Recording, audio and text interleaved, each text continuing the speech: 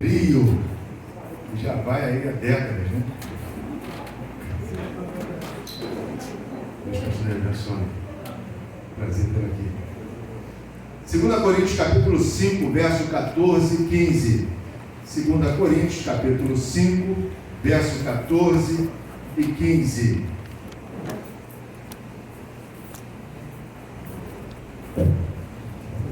Vamos falar um pouco rapidamente sobre o imensurável amor de Deus. O imensurável amor de Deus. 2 Coríntios, capítulo 5, verso 14 e 15. Irmãos que acharam, digam amém. Amém. 2 Coríntios 5, 14 e 15. Diz assim na versão que tem aqui em minhas mãos: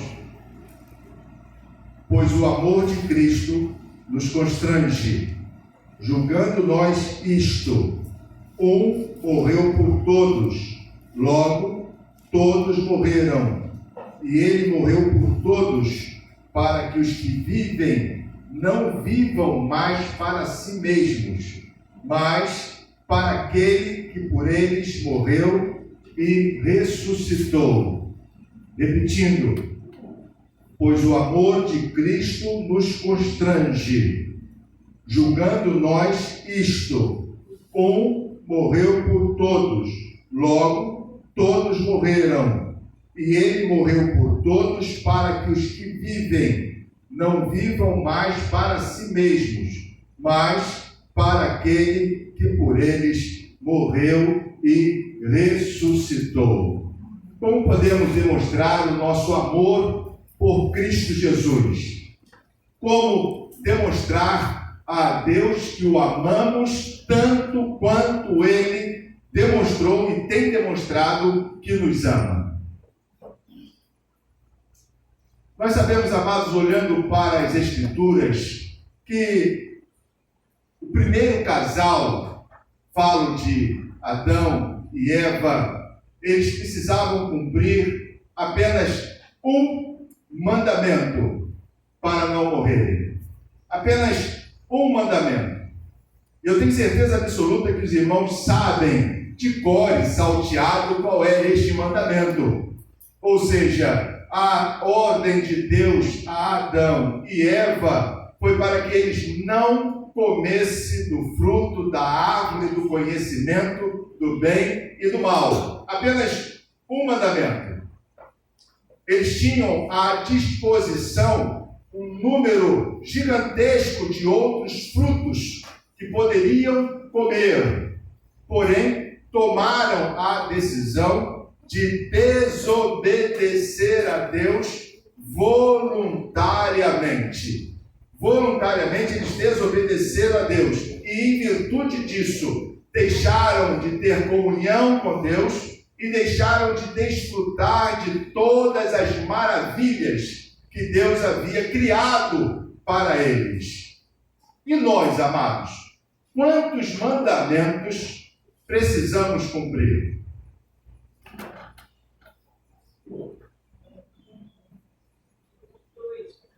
Parei para que os irmãos pudessem pensar. No mínimo, 2 mandamentos. E eu tenho certeza também que os irmãos sabem quais são esses 2 mandamentos: amar a Deus sobre todas as coisas, com todo o teu entendimento, com todas as tuas forças, com toda a tua alma, com todo o teu ser, e amar ao próximo como a nós mesmos. Jesus, ele afirma que todas as outras ordenanças das Escrituras dependem dessas 2. São apenas 2 mandamentos. E, portanto, sendo apenas 2 mandamentos, todo pecado que cometemos tem origem na desobediência a um deles ou aos 2. Ok? Ora, então, por que pecamos?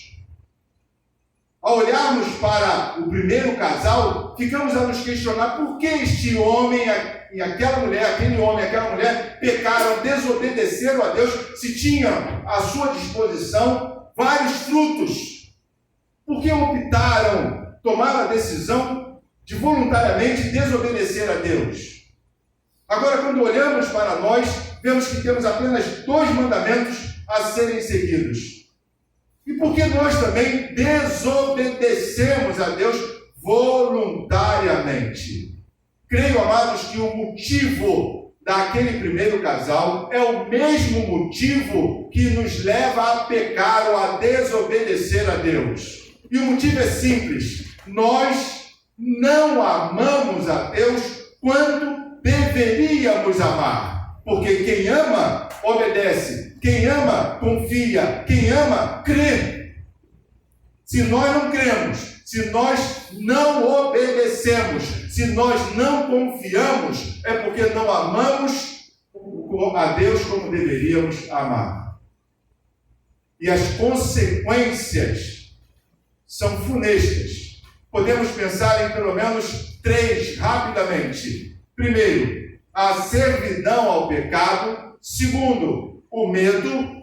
E o terceiro, o nanismo espiritual.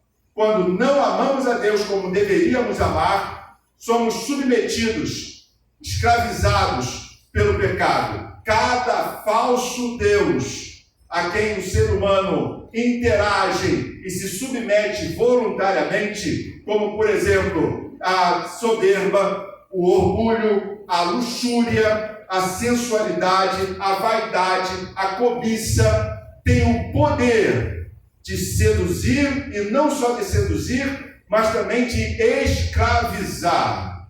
E nós nos colocamos, o ser humano se coloca nesse estado de submissão, de escravidão a esses pecados, porque não ama a Deus como deveria amar. Então, nesse sentido, nós nos tornamos escravos do pecado porque não amamos a Deus. E não amamos a Deus, isso demonstra que não confiamos, que não cremos, não obedecemos ao Senhor. Da mesma forma, nós também pecamos contra o nosso próximo, porque o nosso amor pelo próximo, ele é insípido. Ou seja, ele é despido, desprovido de compaixão. E quando não amamos, o nosso relacionamento interpessoal não é baseado no amor pelo qual nós fomos amados por Cristo Jesus, fica fácil nos submetermos à fofoca, fica fácil nos submetermos ao julgamento, a julgar o outro, fica fácil invejar ou submeter-se à inveja.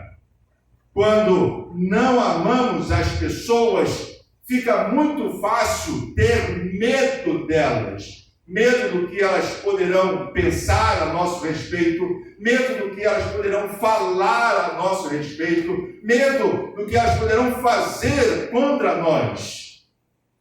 Isso demonstra falta de amor. O medo, ele escraviza. Ficamos submissos às opiniões, às vontades e às exigências de outras pessoas. Tudo em função da falta de amor. De não amarmos como deveríamos amar. Sem um amor fervoroso nos nossos relacionamentos, seja ele vertical e horizontal, sem este empenho no amar, nós vamos oscilar constantemente, continuadamente, entre a servidão da escravidão, sem alegria aos ídolos, recheado de culpa, e a autossuficiência rancorosa, alimentada pelo orgulho. E esta submissão escravizante aos ídolos que temos em nossa mente ou que servimos, bem como a arrogância da soberba, não nos permite crescer espiritualmente. Permanecemos no nanismo espiritual. Sempre pequenos, bem pequenos. Dizemos com os nossos lábios, pronunciamos com os nossos lábios: ah, eu creio em Deus. E outras vezes: ah, eu sou crente em Cristo Jesus. Mas a vida olhando em um espelho, vemos de forma clara que a vida espiritual ainda é bem mínima. Sofremos de nanismo espiritual. O amor, que é Cristo Jesus, ele soluciona todos os problemas de pecado em nossa vida, tanto vertical quanto horizontal. E o que nós devemos fazer? Se Jesus é a solução, se Jesus é amor, o que nós precisamos fazer? A resposta é simples, bem simples. Devemos amar. Devemos amar. Amar quem? Cristo Jesus. Mas não só de palavras. Devemos amar e demonstrar este amor crendo. Demonstrar este amor confiando. Demonstrar este amor obedecendo. Se assim não fizermos, certamente o nosso amor é apenas de palavras. E palavras o vento leva. Podemos nada falar, mas quando amamos com o verbo amar, agimos. E a nossa ação de amar fala muito mais alto e com muito mais eficácia do que as nossas palavras. Portanto, amados, ficar repetindo para nós mesmos que devemos amar mais, pouco resultado alcançaremos. Saber que devemos amar também não vai surtir um resultado positivo. Pelo contrário, vai trazer um sentimento de culpa e de condenação, ou de raiva. E a condenação e a raiva não são elementos propícios para que possamos amar. Só a confiança no amor de Deus, só a confiança nas boas novas de salvação que é o Evangelho, só o amor gera amor. Só o amor pode gerar o amor. O apóstolo João, falando sobre isto, e de forma bem clara, ele diz que nós amamos porque Deus nos amou primeiro. Nós só podemos amar, e a resposta é que nós só podemos amar ao outro porque Deus nos amou. Nós só podemos amar a nós mesmos porque Deus nos amou. Nós podemos amar a Deus porque Deus nos amou primeiro. 1 João capítulo 4, versos 19 e 20. O desconhecimento do amor de Deus, da profundidade do amor de Deus por nós, causa insegurança, causa dúvidas. O desconhecimento do quanto Deus nos ama nos impede de abandonar a carne e o pecado. Por isso é de suma importância conhecer o amor de Deus. E o amor de Deus, ele se manifesta em vários aspectos, em diversos aspectos. Por exemplo, o amor de Deus é leal. O amor de Deus é fiel. O amor de Deus é constante. O amor de Deus é imensurável. O amor de Deus é eterno. O amor de Deus é misericordioso. O amor de Deus é poderoso. O amor de Deus é justo. E eu poderia continuar aqui falando, se os irmãos procurarem nas suas Bíblias e na própria vida, verão que há vários outros aspectos revelados do amor de Deus. E dentro desses aspectos do amor de Deus, nós podemos experimentá-lo ao longo da nossa vida. Sabemos que Deus é misericordioso, bondoso, e o amor de Deus é eterno, porque nós experimentamos isso. E podemos experimentar. Está a nosso alcance, à nossa disposição. Muitos, e principalmente nesta era tão má e maligna, muitos estão se considerando nada à esquerda. vivem numa profunda depressão, outros tanto pensando em tirar a própria vida, quando não estão tentando isso de forma efetiva. E às vezes até conseguindo retirar a vida porque não conseguem enxergar que são valiosos para Deus. Porque não conseguem reconhecer o amor de Deus. Quero pensar com os irmãos rapidamente sobre um dos aspectos do amor de Deus. O amor leal. O amor de Deus é leal. No Velho Testamento, esta expressão amor leal, ela é traduzida apenas com uma palavra, resete. E esta palavra, ela se encontra 123 vezes apenas no livro de Salmos. Apenas no livro de Salmos, ela se encontra 123 vezes. E esta expressão, resete, ou amor de Deus, significa, ou tem em si, revela em si, que o amor de Deus, ele é bondoso, misericordioso, fiel, imutável, infalível e inabalável. Este é o amor de Deus, com o qual Deus te ama.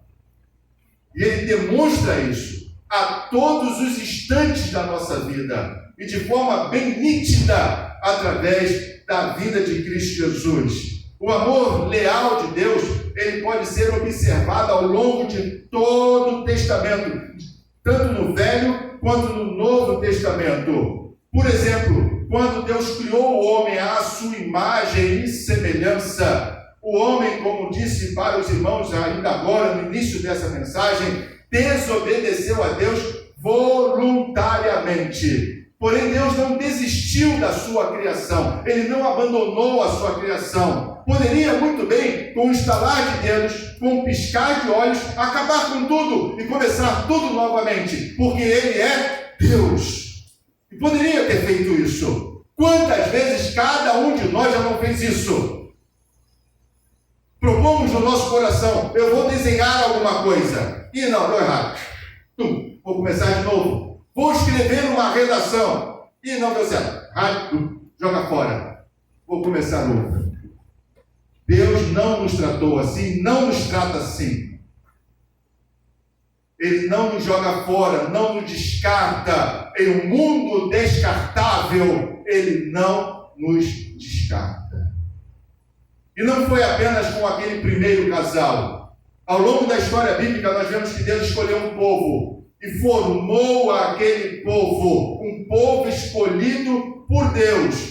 E este povo escolhido por Deus não foi uma, duas, nem 10, nem 100 vezes, mas deu muitos motivos para Deus desistir dele.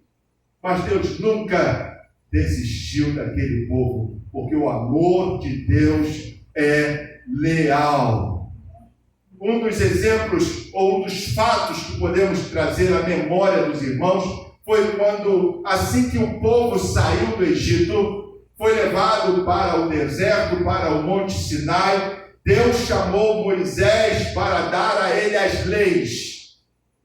O esposo Deus, dando a Moisés a norma, a ordenança, as diretrizes para o relacionamento matrimonial entre Deus e a noiva que era Israel. Enquanto Moisés estava recebendo estas leis do noivo que é Deus, Israel estava lá embaixo, o povo de Deus, adulterando com um amante, com um bezerro de ouro. Deus estava no seu direito em plena lua de mel, amados, em plena lua de mel.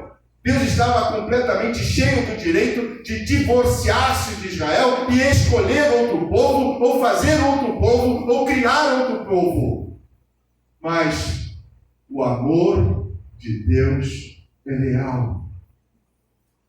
E Ele insiste, e insistiu e insiste com esse povo, trazendo para junto de si, providenciando um redentor, um perdão eficaz que é Cristo Jesus.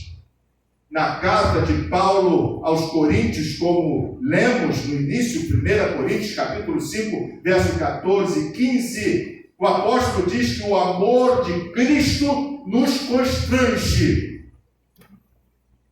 E a ideia é a mesma da criação, quando o primeiro casal desobedeceu. A ideia é a mesma do povo escolhido por Deus, que desobedeceu a Deus N vezes, mas o amor de Deus permaneceu leal. Hoje, Cristo, que morreu em nosso lugar, pelo nosso pecado, sem ter pecado algum, deixou a glória para estar neste mundo. Ele se fez carne, sofreu em nosso lugar, foi ao inferno em nosso lugar, para nos dar a ressurreição, para nos fazer filhos de Deus. O que Ele espera é que o amemos. E este amor é através da obediência. O primeiro passo para obedecer é aceitar este amor de Deus em nosso coração, aceitar a Cristo Jesus como Senhor e suficiente Salvador de nossa vida. Por isso que o texto bíblico de 1 Coríntios fala: Ele morreu por todos, para que os que vivem não vivam mais para si mesmos, mas para aquele que por ele morreu e ressuscitou. Esta é a demonstração de amor que Deus espera de cada servo seu desde o início da criação. Desde o início da criação, quando Deus criou o homem e a mulher, esperavam deles que eles o amassem, obedecendo. Quando Deus criou o seu povo, instituiu o povo de Deus, Ele esperava que aquele povo o obedecesse. E aquela obediência revelava o amor de Deus daquele povo pelo seu Deus. Hoje, o que Deus espera de cada um de nós é que nós o obedeçamos, amando a Cristo Jesus, entregando a nossa vida a Cristo Jesus e vivendo um verdadeiro cristianismo. Não um cristianismo barato, não um cristianismo em que a minha vontade deve prevalecer em todos os sentidos. Não um cristianismo em que Deus é o meu servo, mas um cristianismo em que eu seja servo do Senhor em todos os aspectos, em todos os momentos, e principalmente o primeiro passo é entregando a minha vida nas mãos do Senhor. Isto é obedecer. E este obedecer ao Senhor é sem sacrifício, irmãos. Não é pesado. É possível, porque Cristo fez isto possível. E é maravilhoso. O salmista, ele usando uma ilustração, ele revela o tamanho do amor de Deus por nós. E revela também a distância que Deus faz da nossa transgressão de nós mesmos. Como Deus nos purifica, nos santifica e coloca a nossa transgressão ou os nossos pecados tão distante que é impossível nós lançarmos mão deles de novo. No Salmo 103, verso 11 e 12, o salmista usa a seguinte ilustração: tanto quanto o céu se eleva acima da terra, e como o Oriente se distancia do Ocidente. Tanto quanto o céu se distancia da terra, está acima da terra, tanto quanto o Ocidente se distancia do Oriente. Nós podemos medir a distância entre o céu e a terra? Irmãos, querem ver o Salmo 103? Vamos lá, 103.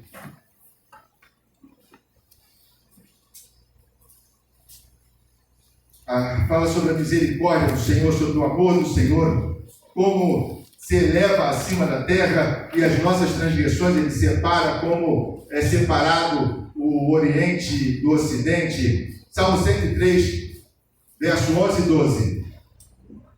Amém? Pois quanto o céu se alteia acima da terra, assim é grande a sua misericórdia, o seu amor para com os que o temem.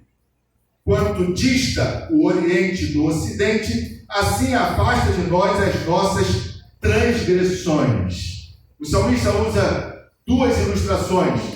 A distância entre o céu e a terra. Nós podemos medir a distância entre o céu e a terra? A resposta é bem simples. Não podemos medir a distância entre o céu e a terra. Logo, não podemos medir o amor de Deus por nós. É imensurável. Imensurável. E o que isso significa, irmãos? Significa que nós pecamos. Hoje pecamos. Ontem pecamos. Vamos pecar amanhã também. Mas o amor de Deus cobre uma multidão de pecados. Mas isso não significa que, se Deus me ama e o amor é tão grande de Deus, Deus é amor, então Ele tem que me perdoar. Não é isso. Se vamos prestar atenção no texto, assim como dista a terra do céu, o céu está distante da terra, grande é o amor de Deus, grande é a sua misericórdia para quem? Hein? Uma palavrinha pequena, mas muito significativa.